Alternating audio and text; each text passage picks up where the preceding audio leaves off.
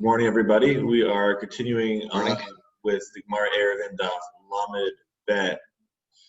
We are on Lamed Bet Lamed Aleph by Peanut Rosh Hashanah. So Rosh Hashanah had talking yesterday about how immediately we can expect an agent to fulfill his agency, and we said that there's machlokes between Rav Nachman who says that whether the shliach always we can trust him or not. So we can't trust. So Rav Nachman said that you can't trust the agent; you can only trust Beit. And Rosh Hashanah said, well, just you can trust Beit and an agent. Just the Beit is more liable; they'll get it done by noon, whereas the agent, well, you can only trust them getting done by the end of the day. So Amar of Sheishes Minallah. So how do I know that Beit is very good about doing things and that an agent will fulfill his mission? So the Tanya learned in the Breita, Isha sheyesh aleha leida oziva, via ma'ov notenet b'shofar, zevelet v'ochelet b'kodshim la'erev. So if a woman who is supposed to be giving a korban yoledet, giving an offering of thanks, that's also a chatat, after she has given birth, or if she's bringing a korban after she has been considered to be a zava gadola. So she brings money, she places it in the horn, which is basically it's a collection box. Right? It's called a horn because narrow on top, wide at the bottom, so it looks kind of like a horn. Then she's allowed to go, and then she goes to be tovel in the mikvah, and then she eats kochim that evening. Right? She's allowed to eat kochim by the evening. So my time up. So why is she allowed to eat immediately when she put in the money for the korban and everything else to get done for her? Is it not because we are sure that the Kohanim are going to make sure to finish it, to do everything properly, that they're being her shaliach, and they're going to make sure to do it all as it's supposed to be done. So, right, so that's how we get to the end of the day thing, because whatever during the day she did it, so it'll be done by sunset, and that's why she can have her kachim that night, because she's not considered to be muteret. She's not allowed to eat from kachim. So Rav Nachman, who says that's not a proof for an agent doing his agency. Hatam can Rosh Shmaya. This is as Rosh Shmaya says. Damar Rosh Shmaya. Chazaka ein beitin shel kohanim omdim misham ad sheyichlu komao shofar. So Rav Nachman says would respond according to Rav Shmaya, who says that no, that's only the case for the Beit made up of kohanim that sat in the Mikdash, who would. Because they would stay there until all the money had been spent from the purchase of sacrifices to make sure that they'd all been offered. But that's only because the Kohanim are reliable. But that's only because there's a base of Kohanim in the Mikdash, not because the individual Kohanim are responsible. It's because there's the Beit in the committee aspect of it, like of the court is what does it. So Amar Sheshet, Benami and Elas, I'll try again. There's another reason why I tell you that we know that the messenger will fulfill his mission. So the Tanya learned in Breita, Ha'omer l'chaverot save la'kei l'cha te'enim b'te'enati, ocham hen arai masran vadai. So the Breita said that you told your friend to go and collect for me figs from amongst my figs. You could eat them, so you bring them to your house, you eat them right away. And if you're taking mass there, because once they're chayiv, you run them to your house, then you take mass as if they're demai. Sorry, that they're vadai considered to be chayav, because you for sure went and do the right things. But if he told you to fill this basket for yourself from my fig tree, then ochel mehenara, you can eat them. Before we enter their house, in a casual fashion. Umasran demai. But if you were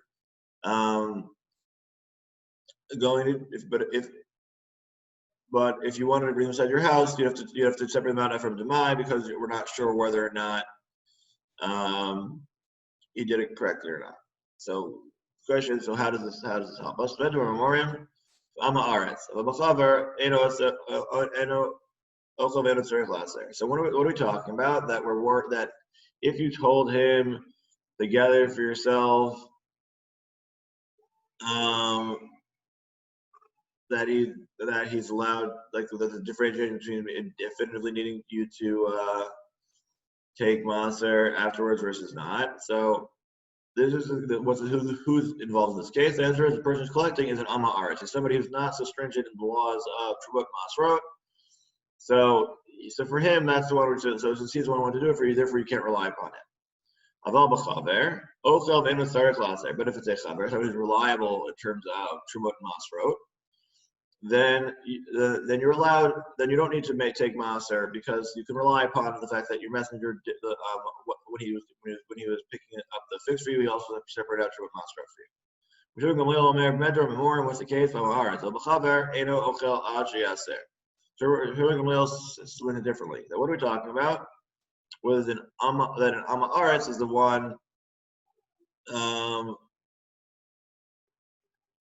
who you have a problem with. Right, so the one that we're worried about, Basra and Vadai, is for Amma Aretz who collected for you. You don't let it do it, but Aval B'chaber collected for you. So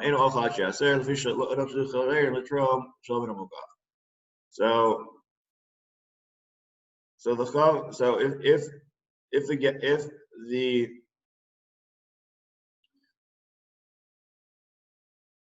right, so basically, here the issue is actually a little bit different because the chaver here will only separate from the foods once they arrive in his hand.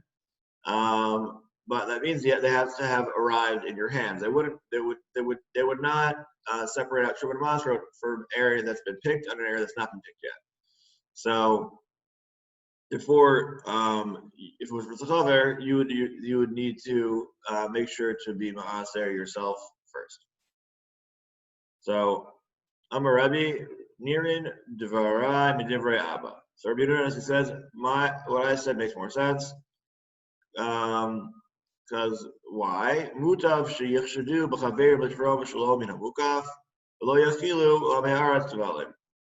So Rabbi Yehuda says that what I said is more likely than that of his father, Rabbi Shimon Gamliel, because better chaverim would be more likely to be suspected of having taken truma from a place where from an adjacent place in the field as opposed to that exact place. They're more likely to do that in order to make sure that the Ami Aretz don't accidentally end up eating tefel. So if there's anything involved in a chaver, in this case, the chaver will actually make, even if it's not necessarily his normal practice, he will go out of his way when he's doing it to make sure that it'll be better off for the Ami Aretz, because he would not want to cause the Ami Aretz to sin.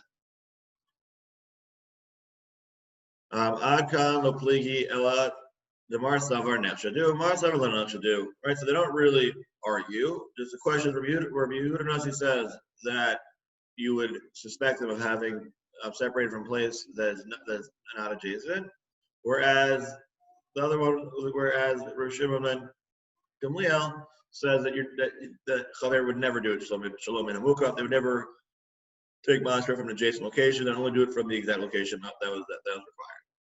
Well, according to both of them, the assumption is that the guy you sent to do what you told him to do is going to do it. Whether that mean collecting, whether that mean separate the Trubot Masrot, he'll do it. Just the question is, in what manner will he do it? But he'll definitely go ahead and do it. Rav Nachman, Hatam Rav Chanina Chozah.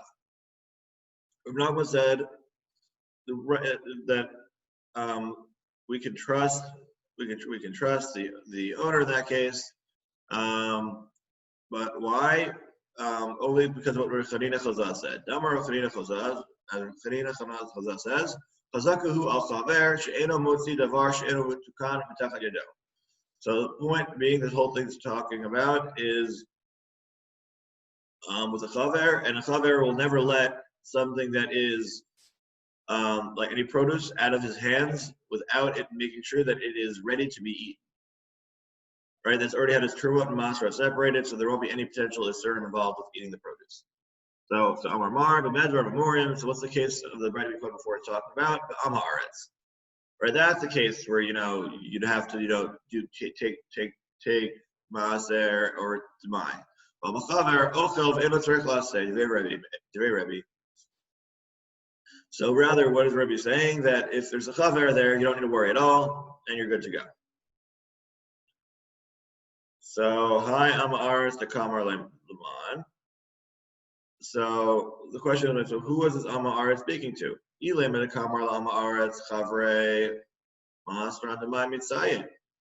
Amaretz, so who is he asking to be his shaliach?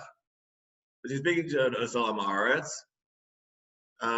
If so, then shouldn't he have to shouldn't Amaretz have to separate everything as if it's Tamai? Amaretz to Kamar Leila Chaver. Rather, Amaretz is making the request of the owner of the Chaver to go collect and bring it to him. The Ema Seifa, Nirin Dvarai Midivrei Abba. So let's learn it out from the latter half of the statement. That Nirin Dvarai Midivrei Abba. That me, i.e., Rabbi Yehuda's opinion makes more sense than his father Shimon Gamliel's. Because Mutav Sheikh Shidu Chaverim L'Trom Shalom and Mukaf Al Yachilu Olam Haaretz Tvalim. So in that case, when we're talking about the case of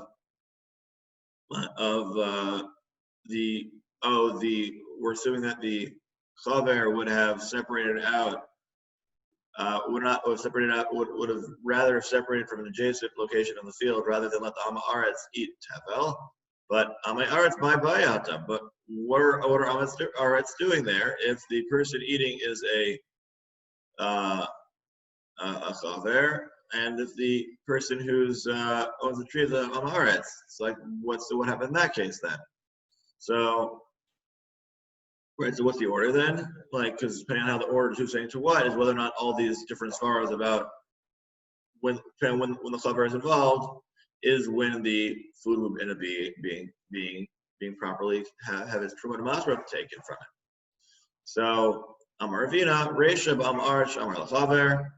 So Ravina says that the first part is talking about where the Amaretz asked the chaver who is the owner. Sheifa b'chaver she'amar la'amaretz. And the latter half is where the chaver is speaking to the Amaretz, and then b'chaver acher shemo. And then another chaver is listening. So why would that help? Because when the other chaver is listening, so then he'll come and do it on behalf of the other chaver. So Rabbi Savar, Oto chaver ochel ve'eno tzarich la'aser.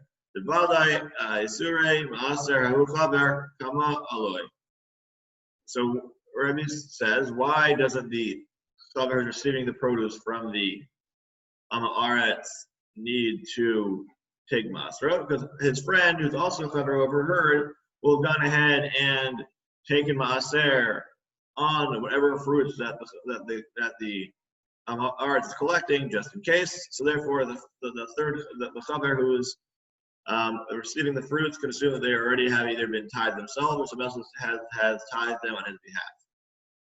Rabbi Shimon Gamliel Omer lo yokal ad she'aser. Rabbi Shimon Gamliel says, no, you can't eat them until you've separated it out. L'fi shelo nefshadu chaverim l'trom shalom and mukaf. Rabbi Shimon Gamliel says, no, you shouldn't eat until you've separated trumot and masra, because chaverim don't tend, right, who are the people who are stringent with every trumot and masra, they wouldn't separate it out from a different location to that location. And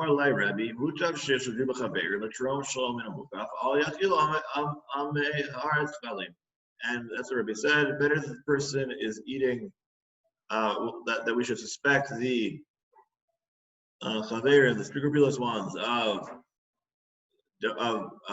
separating out trumot and masra from the adjacent locations, as opposed to having the Amei Haaretz eating tavel. So back to that. So what is the argument then? Like, why would you think that or not that? That what would be wrong with the chaver doing that? So we're going to try and figure that out now. So the ma'akamifligi. So what are they arguing about? Rabbi Savar ne'echalel chaver delay aved hu isur kalila v'lo liavad amaret isur rabba. So Rabbi holds that it's preferable for a chaver to commit a minor offense than it is for the Amaretz to do a far greater offense, that of eating tevel.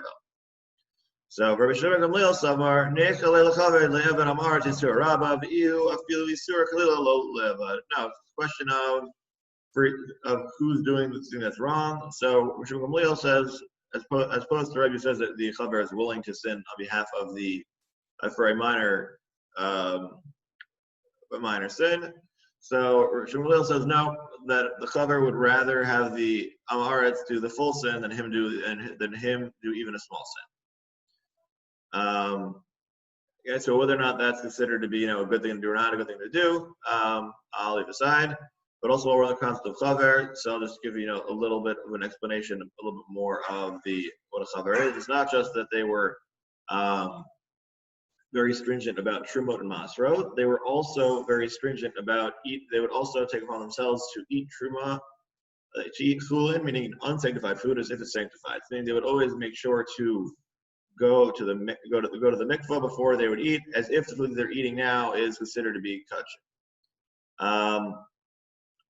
So if anybody here has ever been to En Gedi, so there's an article. They have an archaeological dig of the old En Gedi settlement. So it's near to En Gedi. If anybody's has been or will be in the area, and so there they actually have by the entrance of every house there's actually a mikvah. Why? Because they were so stringent on laws of Tumah and Tahara as well as Truma and Masrot that they would always make sure to go first things first when they come home. They would make sure to go to the mikvah. That way, they would be able to eat their produce. B'tahara. Okay. So now we are finally getting back to our diagrams. So hopefully, we're now back in the realm of placing of things, not in the bear with me with the diagrams. Hopefully, it'll make the coming Mishnah and Gemara more understandable. Okay, so now we're talking about yes. Right. So we're now talking about where can you place your Eruv and what's the proper location in order for you when you're making your Eruv in order for it to be. Because when you put your Eruv in a place that's not supposed to be, then your Eruv will end up being puzzle. So we're seeing what are places that you're allowed to place in order for the Eruv to work. So we're starting off with places that are all outside, not talking about houses yet at all. So the Tano Ba'ilan, L'mal Mesar Tachim Ein Eruvo Eruv, L'mat Mesar Tachim Eruvo Eruv. So if one places Eruv in a tree above 10 handbreadths, then his Eruv is an Eruv. It's not an Eruv, but if it's below, then it is. So let's just see the photo there. So okay, so again we're in Parish Chai. Everybody sees the diagram. So okay, so here we go. So that's the one on top, right? So the question is where did you place your food? Did you place it within 10 of the ground or 10 above? So then the next question. Are we saying if it's more than 10 above, it's in a different rishus, or? Correct. This is different rishus. I was holding off on the stars of the Gemara, but good point. You got it. Okay, sorry. No, spot on. Yes, that is the reason. As Rashi quotes, I think the Gemara will also get into it as well. So Tano B'Bor Afilu Amok Mea Ama Ervo Eruv. Conversely, if you put it inside of a pit, even if it's a 100 amot deep, that's still a valid Eruv. So there's no limit in that direction. Okay, so now again, we're looking at the height question. So Yativ Rabbi Chia Bar Abba Rabbi Asi Rava Bar Natan Yativ Rabbi Nachman Gavayu Yativ Amri Hi Elon de Kayavi. So Bechia Bar Abba and Rabbi Asi and Rava Bar Natan were sitting before Nachman and Rav Nachman sits down, and then as he sits down, he's asked him a question. He says, "Hi Elon de Kayavi. What type of of tree are we talking about, right? Where is it? Where is this tree that we're planning putting our Eruv on? If you're saying that this tree is in somebody's private property in a Rishon Yachid, then what is the difference whether or not it's above 10 tefachim or below? It's still in its own separate rishos, so the problem should be the same. Rishon Yachid Olad Rakia, as you know, as the Gemara assumes that you know, but this is going all the way back to the beginning of the Gemara Shabbos. And Davav, we're talking about the various types of rishuyot and how they work. So we say Rishon Yachid as opposed to Rishon Rabbah, it only goes until 10 tefachim. A Rishon Yachid, individual's domain, you have building right, you have the air rights all the way up to the heavens. So if you want, you actually have a lot more area that's considered to be yours than you'd have thought. So so rather, what was he say? The tree must be in the public domain. Wait, so then where are you planning on? We said when you place the Eruv, that's as if that's going to be your domain. In the case of Eruv Tchumen, that's you're planning on residing for Shabbos. So you can't reside in a place that's more than 10 tefachim off the ground. That's just physically impossible. You can't. Like people don't fly, so like you can't live there. Right? No levitation allowed. We're on the International Space Station. So if you want to say that he intended to establish his residence in the tree, then that would make sense. But if he placed it on the tree, then he has actually been using a tree on Shabbos, which is Asmei D'Rabbanan, right? So again, we have our case. We have the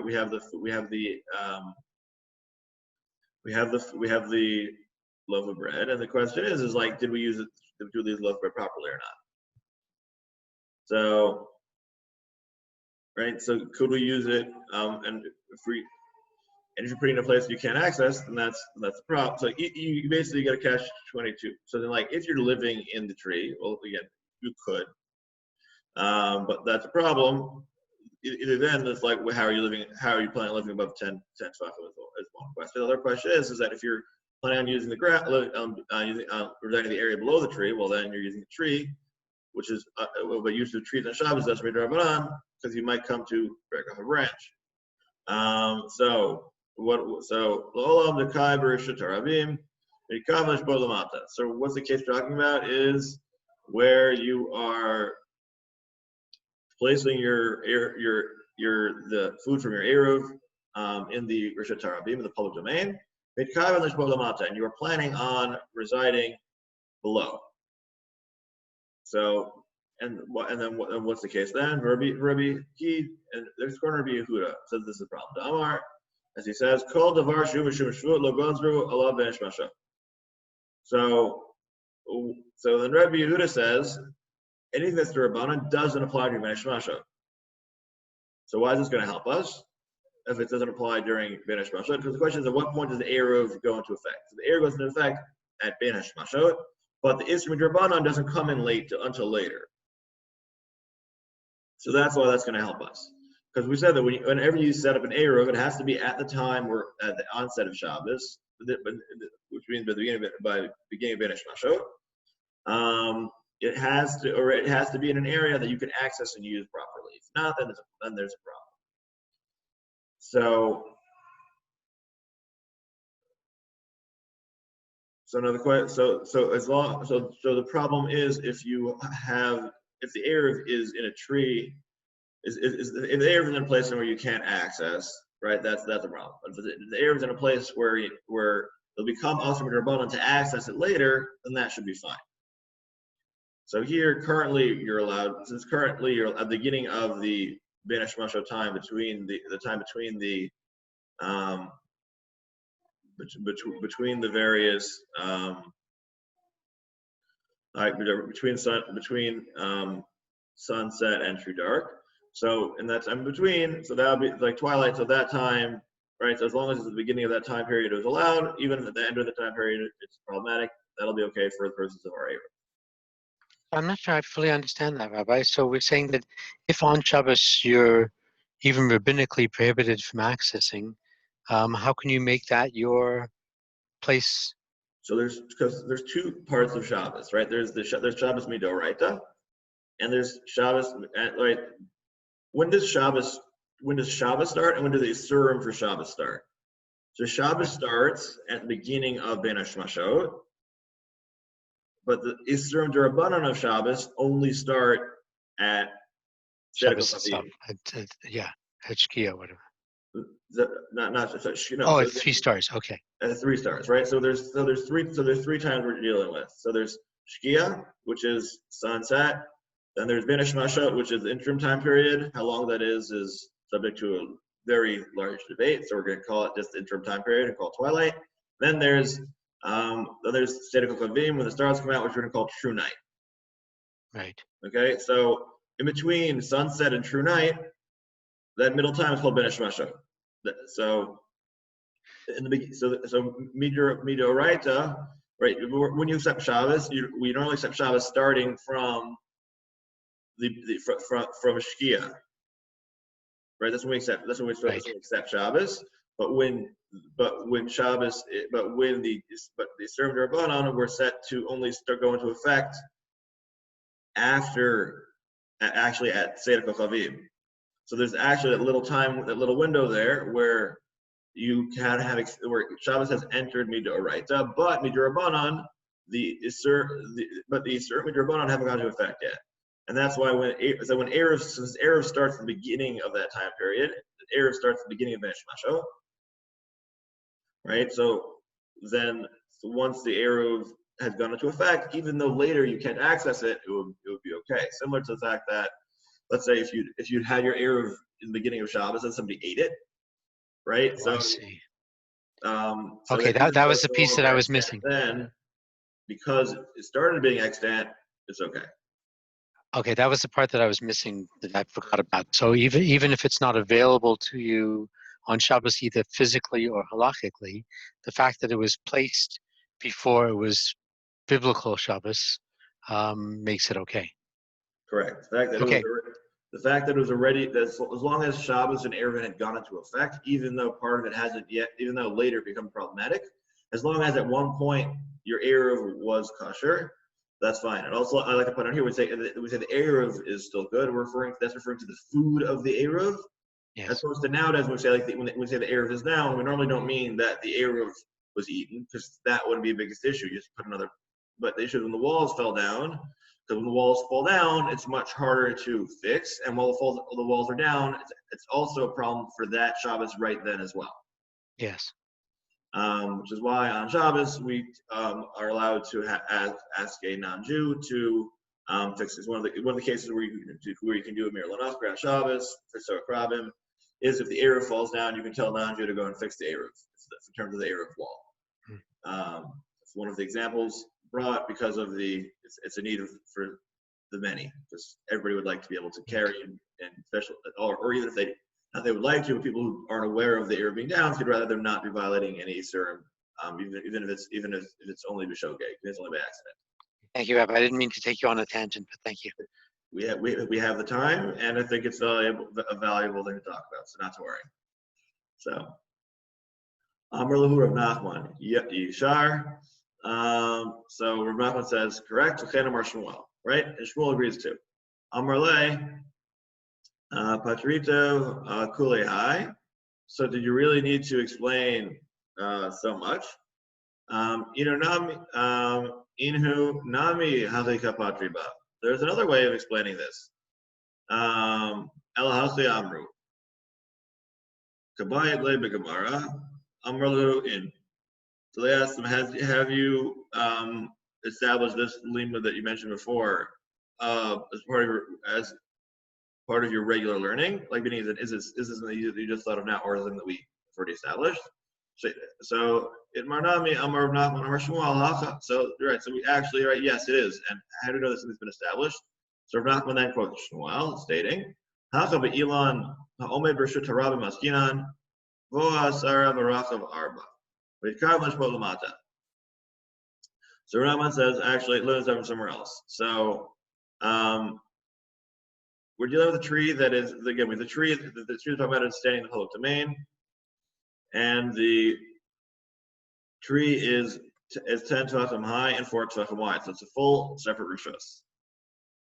Okay, and then you established to reside in the area below it, right? Not on that area, but below the area. Actually, the best diagram is still the one up here. Sorry. We'll see if that one was a little bit more clear, but not quite yet. So if we're saying that that little shelf that's on top of, or like I said, the top of the stump is more than 10, is more than 4 tvachim wide by 4 tvachim wide. So all right, and you want to reside below it. And Rebbe, he is according to Yehuda Nasi, the Amar Kol Davar Shumish Mishvut Lo Gazra Olav Ben Eshmashot. And why do we say that it's okay? Because the problem of living in the tree is only a problem in Rabbanan, and it only goes into effect during Ben Eshmashot, right? When we said before about when the Shabbos goes into effect, and when the air goes into effect, as long as at that time period it's allowed, even if later it becomes forbidden, as long as it was initially allowed for even a moment, that's what counts. As long as it's allowed during the Beit Shloshah time period, for however long that happens to be, which we'll leave for later. So Amar Rava. So when is it the case? Lo shanu ela be'ilan ha'omed b'chutz libor ha'ir. Val ilan ha'omed b'tok libor ha'ir. Afilu mal me'asara harei ze eruv demata kuman demal yadamya. Okay. So now Rava says, so what is this case about the tree? About you're putting an eruv in a tree and it being a problem? It's in the height. That's only if you had the tree placed outside of the outskirts of the city, the Ibor Ha'ir. Ibor Ha'ir is measured based on if is there a distance of 70 2/3 amot outside of the city. So that's Ibor Ha'ir, which in modern distance is roughly 35 meters. Because again, that's current Chaim not current Chazon Ish, but we'll do that way because it's just easier for our keeping it track of it in our heads. So an amma is 0.5 meter. So that also means that a mil, which also we'll be dealing with a lot, is which is 2,000 amot, works out to be roughly 1 kilometer. So again, it's not precise for halakhic definitions, but for functional people's, guesstimating where things are, it's very helpful. I could do it in miles too, but then in Roman miles, like it's done with the American system, but then it gets a little more. Then there's a lot more fractions. So we'll stick with kilometers. So yes, you are in Canada now, Rabbi. I know, but yeah. So that's why meters are the best because they work better with the halakhic system. That's why they're the best. I mean, also easier to use in general. So we'll go with them. So. Okay, so we're talking. So again, when you're outside of the place the air outside of the city, outside of the city proper, not there's the city Ibor Ha'ir and there's Tchum Ha'ir. So Ibor Ha'ir is considered to be fully part of the city. Tchum would be the 2,000 amot surrounding. So we're saying Ibor Ha'ir, meaning this is something that would be swallowed up as if it's entirely part of the city itself. So if it's within the 70 2/3 amot. Or the roughly 35 meters. So if it's that close to the city, then even above 10, it's still considered to be an area because it's still considered to be in the town. There's no problem. And why is that the case? Because we say that within a city, we treat everything as if it's filled with earth, meaning that anything located in the town itself or its outskirts is considered to be all one area. Therefore, it doesn't matter the height. We're still good to go. So right. So even though see this tree with a little bent next to it. So if it's in that tree, no worries about how high it is. But if it's a tree aleph that's closer to us, then it's a problem. And that solves our issue. Okay. So ihachi chutz libura shalir nami. Wait, if that's the case, then if it's also outside of this outskirt, that should also work. Wait,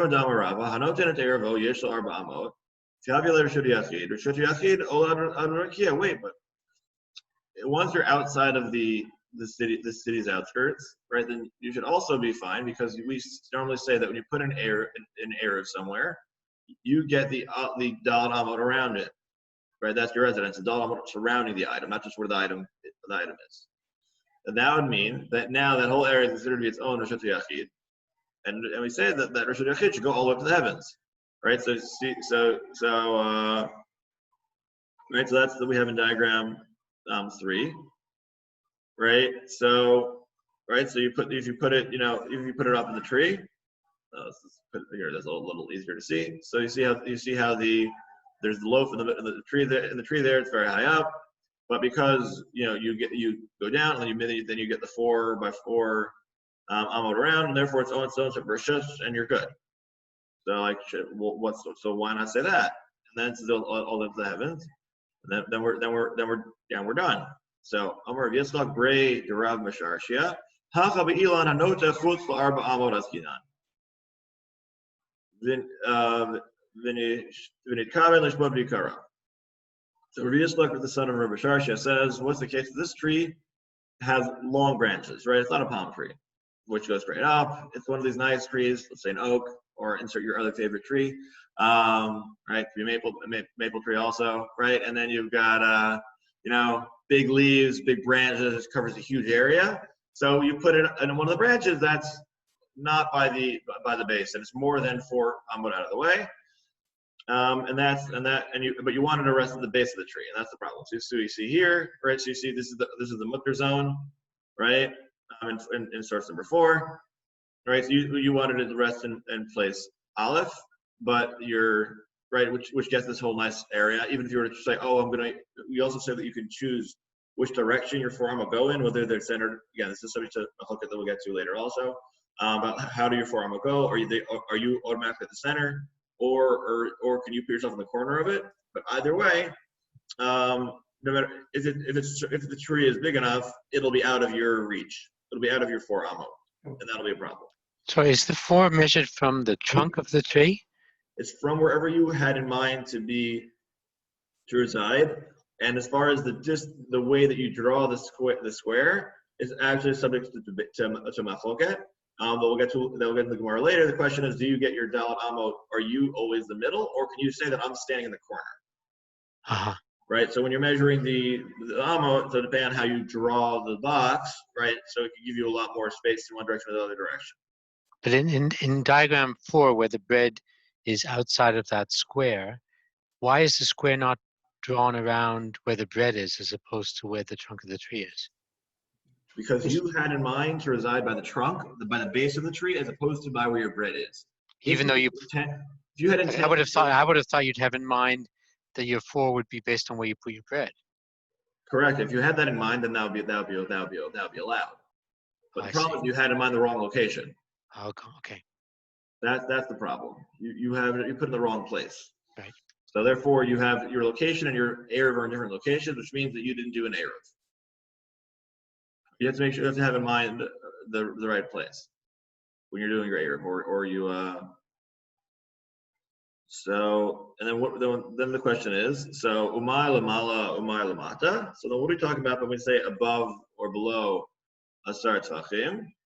So tahader zakiv. So then how are we saying that you could place it in multiple places? We're talking about a branch that sticks out all the way to the side. So basically, we have one of those trees that makes a weird right angle. That makes a weird right angle out of that branch. So I'm sure you've seen some of these trees, basically because depending on the way the sunlight falls, that you can get. See in diagram number 5, you can get one with this nice, not quite perpendicular, but I've seen very close to perpendicular trees, where you could legitimately where it looks just like that. Yeah, the trees are weird, but they make for a nice place to sit if you're ever looking for a place to sit. But yeah, they are definitely unique amongst God's creations. As it's just I didn't know a tree could grow that way, but it works. So